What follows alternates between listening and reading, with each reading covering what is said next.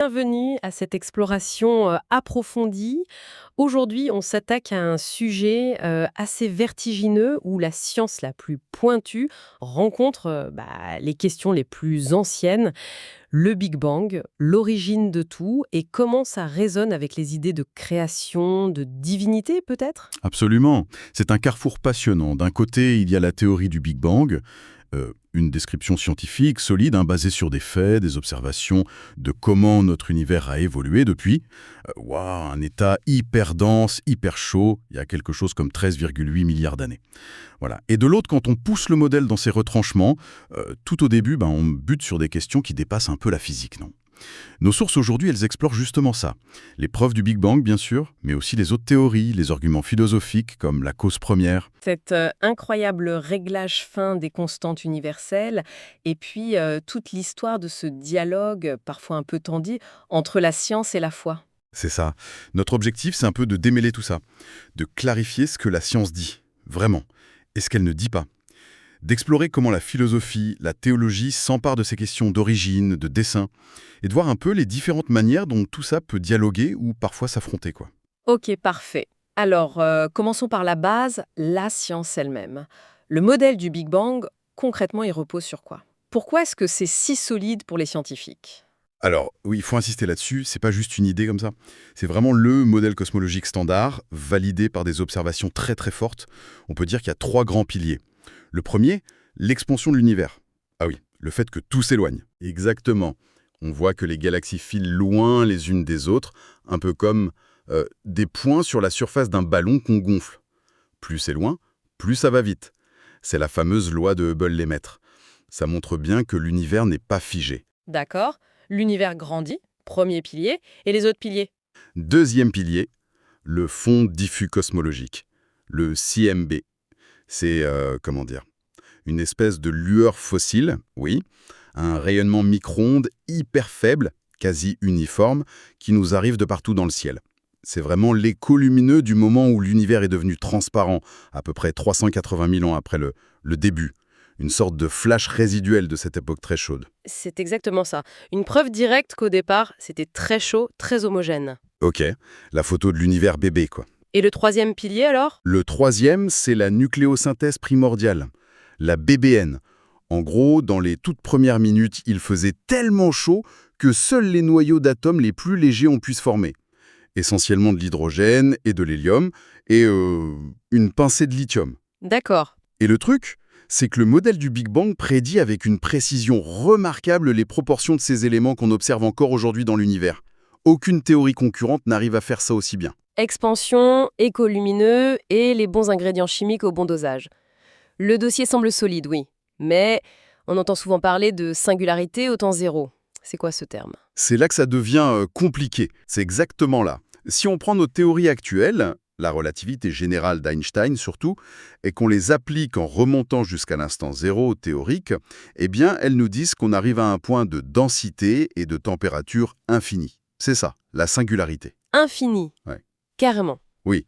Mais attention, c'est surtout le signe que nos théories actuelles, là, elles ne fonctionnent plus. Elles craquent. Elles ne sont plus valides avant un certain temps très très court, qu'on appelle le temps de Planck, c'est 10 puissance moins 43 secondes. Avant ça, notre physique connue, elle est dépassée. Ah, d'accord. Donc le Big Bang, ça décrit super bien l'évolution après cet état hyper dense et chaud, mais l'instant zéro lui-même, le tout début du début, ça reste un mystère pour la physique d'aujourd'hui. Une sorte de mur. C'est ça, on parle parfois de mur épistémique. La théorie décrit l'expansion depuis cet état, pas l'étincelle originelle, si on veut. Et c'est justement ce blanc, ce vide dans notre savoir scientifique qui laisse la place aux questions métaphysiques, philosophiques, théologiques sur une cause éventuelle extérieure au système. C'est intéressant d'ailleurs cette histoire que le nom Big Bang, c'était pour se moquer au début. Ah oui, c'est Fred Hoyle, un astrophysicien qui était contre cette théorie, qui a lancé le terme un peu ironiquement à la radio. C'est assez trompeur comme nom, parce que ça fait penser à une explosion dans l'espace, alors que c'est l'expansion de l'espace lui-même, une nuance importante. Ok. Mais bon, face à ce mur de la singularité, j'imagine que les physiciens théoriciens, ils ne restent pas les bras croisés, ils essaient de trouver des solutions, non? Pour expliquer cet instant zéro sans sans faire appel à autre chose. Ah mais complètement, la physique théorique bouillonne d'idées pour essayer de dépasser ça. Une proposition très connue, c'est celle de Stephen Hawking et James Hartle, la proposition sans limite, No Boundary Proposal. Sans limite, c'est-à-dire? L'idée, assez abstraite, je préviens, c'est que si on remonte vers le Big Bang, le temps tel qu'on le connaît, le temps réel, se transformerait progressivement en une sorte de temps imaginaire, qui aurait les propriétés d'une dimension d'espace. Le temps deviendrait comme de l'espace, l'analogie du pôle sud, c'est ça? Dense. Il n'y a pas de plus sud. Eh bien, de la même façon, si le temps près de l'origine se comporte comme l'espace, s'il n'a pas de bord, pas de début défini, alors la question «Qu'y y avait-il avant le Big Bang?» perd son sens elle aussi. Ah oui, d'accord. Malin. Et Hawking en concluait que, du coup, l'univers aurait pu apparaître spontanément à partir de rien, ou plutôt à partir des lois de la physique quantique, de la gravité. Ça éliminerait, selon lui, le besoin d'un créateur pour donner l'impulsion initiale. L'origine deviendrait une conséquence des lois physiques elles-mêmes.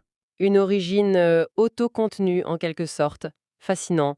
Et il y a d'autres idées, des modèles avec des cycles, des rebonds? Oui, tout à fait. Il y a des modèles dits de big bounce, de grands rebonds. Ils viennent souvent de théories qui essayent d'unifier la gravité et la quantique, comme la gravitation quantique à boucle. Dans ces scénarios, l'espace-temps ne serait pas continu mais granulaire, fait de tout petits morceaux. Comme des pixels d'espace-temps. Un peu l'idée, oui. Et dans ce cadre, la singularité ne serait plus un début absolu avec densité infinie, mais un point de densité maximale où l'univers, après s'être contracté depuis une phase précédente, rebondirait pour commencer une nouvelle phase d'expansion, la nôtre. Notre univers ne serait qu'un cycle parmi d'autres. Donc là encore, l'idée c'est de rendre l'origine physique, une transition plutôt qu'un commencement absolu. C'est exactement ça. Transformer ce qui ressemble à un acte créateur unique en un phénomène physique potentiellement répétable ou cyclique. D'accord. Donc la physique cherche, explore des pistes pour expliquer l'origine de l'intérieur, mais en même temps, le simple fait que le modèle standard du Big Bang pointe vers un âge fini, vers un début, ça a quand même redonné du peps à de vieux arguments philosophiques, non, hein, sur la nécessité d'une cause. Ah oui, clairement. Ça a relancé les débats sur l'idée d'une cause première, mais là, attention, il faut être précis. Et il y a souvent confusion entre deux types d'arguments assez différents. Ah bon? Lesquels? Il y a d'abord l'argument cosmologique dit classique, qu'on associe par exemple à Thomas d'Aquin, qui s'inspirait beaucoup d'Aristote et de son moteur immobile. Cet argument-là, il ne porte pas tant sur un début dans le temps. Non, il dit plutôt qu'il faut une cause maintenant, à chaque instant, pour que les choses existent et continuent d'exister, pour expliquer le changement lui-même. C'est une causalité qu'on dit verticale, un soutien métaphysique permanent. Pour cet argument, que l'univers ait 14 milliards d'années ou qu'il ait toujours existé, comme le pensait Aristote, ça ne change pas fondamentalement la donne. Le Big Bang en soi ne le prouve ni le réfute. D'accord. Une cause qui maintient l'existence, pas juste qui la lance. Et l'autre argument, alors? L'autre, c'est l'argument cosmologique de Kalam, le KCA. Il a des racines dans la philosophie islamique médiévale et il a été pas mal popularisé récemment. Lui, il est explicitement temporel. Oui, lui il parle du début, exactement. Sa structure est simple. Prémisse 1, tout ce qui commence à exister a une cause. Prémisse 2, l'univers a commencé à exister. Conclusion, donc l'univers a une cause. Et là, évidemment, les défenseurs de cet argument utilisent le Big Bang comme la preuve scientifique de la prémisse 2. Ah oui, là, le lien est direct. Voilà. Si l'univers a bien eu un commencement temporel il y a 13,8 milliards d'années, alors selon cet argument, il doit y avoir une cause. Et si cette cause ne peut pas être elle-même scientifique, puisqu'elle serait avant ou en dehors de l'espace-temps et de ses lois, alors elle doit être autre chose. Un agent personnel, volontaire, Dieu, pour faire court. Mais alors, cet argument Kalam, il est directement attaqué si les modèles comme le Big Bounce ou la proposition sans limite s'avèrent corrects, non? Tout à fait. Si l'un de ces modèles est fuliste, alors la prémisse 2, l'univers a commencé à exister, devient fausse, ou du moins très discutable. L'univers n'aurait pas commencé, au sens strict, il aurait juste transité d'un état antérieur. Paf, l'argument s'effondre. D'accord. Et même la prémisse 1, tout ce qui commence à exister a une cause, est parfois débattu, notamment avec certaines interprétations de la physique quantique, où des événements semblent surgir sans cause déterministe claire. Et puis, même si on accepte la conclusion « l'univers a une cause », le saut logique pour dire que cette cause est forcément le Dieu personnel omniscient, bienveillant des religions monothéistes, ce saut n'est pas contenu dans l'argument lui-même. Il faut d'autres arguments. Ok, je vois. Donc, la question de la cause initiale, c'est vraiment un point de friction entre physique de pointe et philosophie. Mais il y a une autre approche qui regarde moins de moment zéro que la structure de l'univers tel qu'il est, le fameux réglage fin. Exactement. On change un peu de braquet. Au lieu de se focaliser sur le kick-off, on regarde les règles du jeu. L'idée du réglage fin, ou fine-tuning en anglais, c'est cette observation assez troublante que les lois fondamentales de la nature, et surtout les constantes physiques qui y figurent, Les constantes, c'est quoi ça? ce sont les chiffres fixes qui apparaissent dans les équations de la physique. Il y en a environ 26 qu'on a identifiés. Par exemple, la vitesse de la lumière, c'est la constante de gravitation G, la charge de l'électron E, la constante de Planck H. Des valeurs qu'on mesure mais qu'on ne sait pas expliquer pourquoi elles ont cette valeur précise. D'accord. Et alors, Eh bien, il semble que ces valeurs soient incroyablement, extraordinairement bien ajustées pour permettre l'émergence de la complexité dans l'univers, pour que des étoiles puissent se former et durer longtemps, pour que la chimie complexe soit possible, pour que des planètes puissent exister, et finalement pour que la vie telle qu'on la connaît puisse apparaître. ah oui, tu peux donner un exemple concret pour qu'on saisisse bien? Oui, prenons la force de gravité, sa constante G. Si G était juste un tout petit peu plus forte, les étoiles brûleraient leur hydrogène beaucoup trop vite et s'effondreraient sur elles-mêmes bien avant que la vie ait une chance d'apparaître sur d'éventuelles planètes. Si G était juste un peu plus faible, les étoiles n'attendraient peut-être jamais la température nécessaire pour démarrer la fusion nucléaire, ou alors les nuages de gaz ne pourraient pas se condenser pour former des galaxies et des étoiles. Incroyable! C'est comme tourner un bouton de réglage avec une précision folle. C'est exactement l'image, et c'est pareil pour plein d'autres constantes. Prenons la densité d'énergie du vide, la fameuse constante cosmologique lambda. Si elle était juste un peu plus grande, l'expansion de l'univers aurait été tellement rapide que la gravité n'aurait jamais eu le temps de rassembler la matière pour former des galaxies, des étoiles, des planètes. Si elle était négative et trop grande, l'univers se serait recontracté trop vite. Sa valeur observée est minuscule, mais non nulle, et c'est ce qui permet notre univers. Ou encore le rapport entre la masse du proton et celle de l'électron. Voilà, s'il variait de quelques pourcents, la structure des atomes serait différente, la chimie complexe nécessaire à la vie, basée sur le carbone, deviendrait impossible. C'est comme si l'univers était réglé sur le fil du rasoir pour être habitable, ou du moins pour permettre l'existence de structures complexes et d'observateurs comme nous. Et donc, l'argument qui en découle, c'est que ce réglage ultra précis, ça ne peut pas être juste un coup de bol monumental. Ça suggérait une sorte d'intention, un dessin, un architecte. C'est l'interprétation qu'on appelle téléologique, c'est-à-dire orientée vers un but, une finalité. Pour ceux qui la soutiennent, ce réglage fin est une indication forte que l'univers n'est pas juste le fruit du hasard ou d'une nécessité physique aveugle qu'on n'aurait pas encore comprise. Ça déplace le rôle potentiel de Dieu. Il ne serait plus seulement l'initiateur qui lance le truc, rôle potentiellement remis en cause par la physique, on l'a vu, mais plutôt l'architecte intelligent qui conçoit les lois et fixe les paramètres pour que l'univers soit viable et intéressant. Du coup, que l'univers ait commencé par une singularité, un rebond ou autre chose, la question deviendrait « mais pourquoi ces lois-là, si finement ajustées ?» Exactement. La question se déplace de l'origine temporelle à la nature même des lois physiques. C'est puissant comme argument. Mais j'imagine qu'il y a une contre-offensive scientifique là aussi. On a parlé du multivers tout à l'heure. Oui, c'est la principale réponse naturaliste à l'argument du réglage fin. L'hypothèse du multivers postule qu'il n'y aurait pas un seul univers, le nôtre, mais une multitude, peut-être même une infinité d'autres univers. Un nombre immense d'univers parallèles. Voilà. Et dans ce paysage cosmique, le terme vient de la théorie des cordes par exemple, les lois de la physique ou, plus probablement, les valeurs des constantes fondamentales pourraient varier d'un univers à l'autre, de manière aléatoire. Comme si chaque univers tirait ses constantes au hasard dans une grande loterie. C'est un peu l'idée. Dans ce cas, il est statistiquement quasi certain que, parmi ce nombre immense d'univers, il y en ait au moins quelques-uns, et peut-être beaucoup, où les constantes tombent par chance dans la plage très étroite qui permet la complexité et la vie. Et nous, on serait simplement dans l'un de ces univers gagnants parce que on ne pourrait pas exister pour se poser la question dans les autres. Et c'est exactement ça. C'est ce qu'on appelle le principe anthropique dans sa version faible. Le fait qu'on observe un univers finement réglé n'est pas surprenant, car si ce n'était pas le cas, on ne serait pas là pour l'observer. C'est un effet de sélection observationnelle. Le multiverse fournirait le stock d'univers variés nécessaires pour que cet effet de sélection puisse jouer. D'accord. Ça transforme une improbabilité stupéfiante en une quasi-certitude statistique si on accepte l'idée du multivers. La grosse critique, c'est qu'on n'a aucune preuve directe de ces autres univers, c'est ça. Ça reste très théorique. C'est le point faible majeur, oui. Pour l'instant, le multivers est une hypothèse issue de certaines théories physiques comme l'inflation éternelle ou la théorie des cordes. Mais il est extrêmement difficile, voire impossible en l'état actuel, de le tester expérimentalement. Du coup, certains critiques disent que ce n'est même plus de la science testable, mais de la métaphysique déguisée. Le débat est donc très vif. Réglage fin pointant vers un dessein ou réglage fin expliqué par le multivers et le principe anthropique. Les deux positions ont leurs arguments et leurs problèmes. C'est fou comme ces questions nous ramènent constamment à la frontière entre physique, métaphysique, philosophie.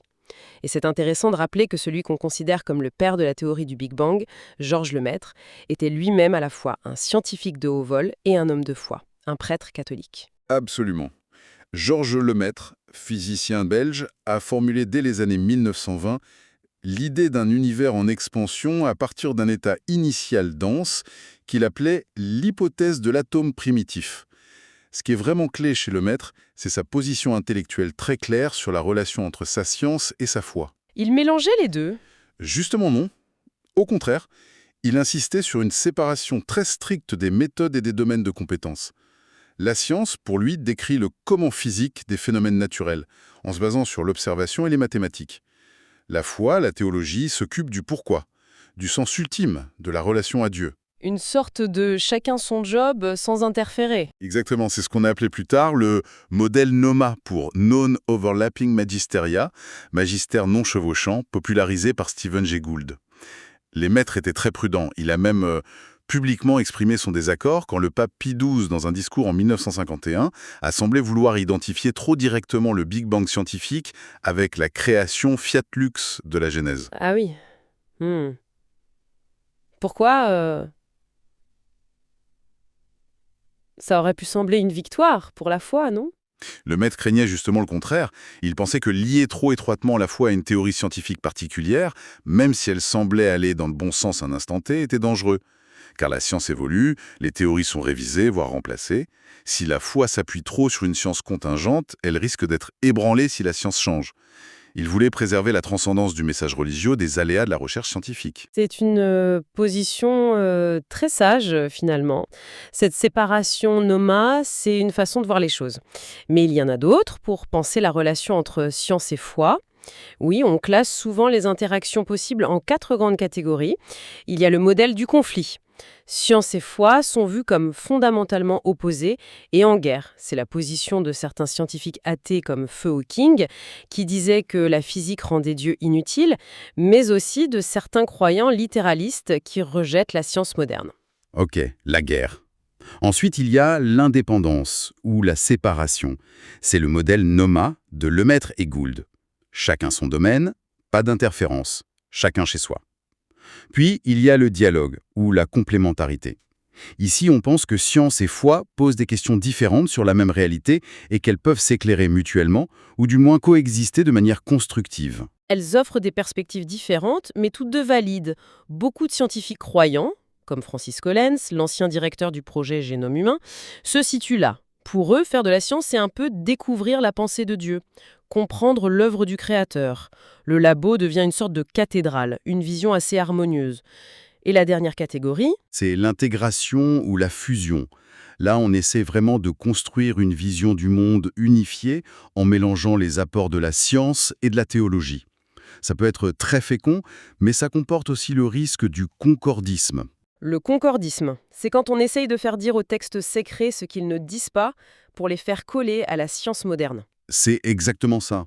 Par exemple, chercher à tout prix une description du Big Bang dans un verset du Coran sur la séparation du ciel et de la terre, ou essayer de faire correspondre les jours de la Genèse avec les grandes ères géologiques ou cosmologiques. On trouve ça dans plusieurs traditions religieuses, j'imagine. Oui, dans l'islam, dans certaines interprétations chrétiennes, dans des débats au sein du judaïsme sur l'accord entre la Torah et l'âge de l'univers, mais la plupart des théologiens et des spécialistes des textes anciens sont très critiques envers cette approche.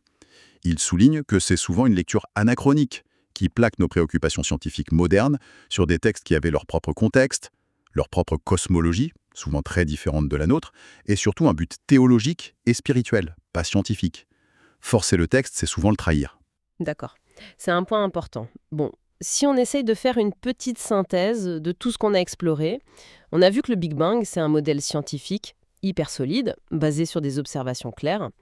Mais quand on arrive tout au début, à l'instant zéro, il y a ce mur, cette limite de nos connaissances physiques actuelles. C'est ça.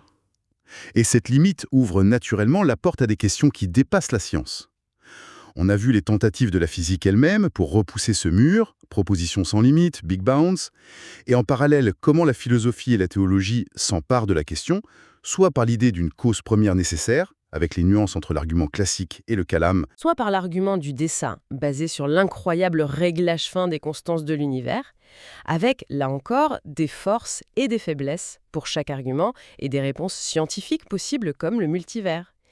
Et l'histoire de Lemaître nous rappelle cette tension, mais aussi la possibilité d'une coexistence respectueuse en distinguant bien les ordres de discours, le comment scientifique et le pourquoi existentiel ou théologique. Au final, si on essaie de cartographier les rôles qu'une intervention divine pourrait jouer, selon les différents arguments qu'on a vus, ça donnerait quoi? On pourrait distinguer au moins 3 niveaux logiques, qui ne sont pas forcément exclusifs. On pourrait distinguer au moins 3 niveaux logiques, qui ne sont pas forcément exclusifs. 1. Il y a l'idée d'une cause métaphysique fondamentale, celle qui soutient l'être de l'univers à chaque instant. C'est plutôt l'argument classique type Thomas d'Aquin. Celle-là est assez indépendante du fait que l'univers ait eu un début temporel ou non. On pourrait distinguer au moins 3 niveaux logiques qui ne sont pas forcément exclusifs. 2. Il y a l'idée d'un initiateur temporel, celui qui allume la mèche au moment de la singularité. Ça, c'est lié à l'argument de Calame. Mais ce rôle est potentiellement contourné si la cosmologie quantique arrive à décrire un passage d'un état antérieur sans commencement absolu. On pourrait distinguer au moins 3 niveaux logiques qui ne sont pas forcément exclusifs. 3. Et puis il y a l'idée de l'architecte des lois et des constantes, celui qui conçoit la structure même de l'univers pour qu'il soit cohérent et propice à la vie. C'est l'argument du réglage fine qui pointe vers ça, même si l'hypothèse du multivers propose une alternative naturaliste. Donc on en revient un peu à ça. La science excelle pour décrire le comment l'univers évolue, comment il fonctionne, mais les questions du pourquoi il existe tout court et pourquoi il a cet ordre précis, cette structure qui permet notre existence. Et ces questions semblent renvoyer à la philosophie, à la théologie ou peut-être à une future révolution scientifique qu'on n'imagine même pas encore. C'est une bonne façon de résumer, je pense. Et la mise en garde de Lemaître contre le dieu des lacunes reste cruciale. Baser sa foi sur ce que la science ne sait pas encore expliquer, c'est prendre le risque de voir cette base s'effriter avec les progrès scientifiques. Le dialogue le plus fécond se situe peut-être moins dans des trous de la science que dans l'émerveillement devant ce que la science découvre. La rationalité de l'univers, sa beauté mathématique, sa complexité. Et pour laisser une dernière pensée en suspens, imaginons que la physique réussisse un jour à éliminer complètement la singularité, à proposer un modèle d'origine purement physique et autosuffisant. Est-ce que ça mettrait fin au débat? Pas sûr. Car resterait cette question lancinante du réglage fin. Pourquoi ces lois à physique si particulières, si précises? Sont-elles vraiment le signe d'un architecte? Ou juste le résultat inévitable d'un processus physique encore plus fondamental, peut-être opérant dans un vaste multivers? Et même là, on pourrait encore demander, mais d'où viennent ces métalois qui gouvernent le multivers? Pourquoi y a-t-il quelque chose, des lois, des équations mathématiques plutôt que rien? Et pourquoi cette structure mathématique rend l'univers non seulement possible, mais aussi, et c'est peut-être là le plus grand mystère, compréhensible par notre propre esprit?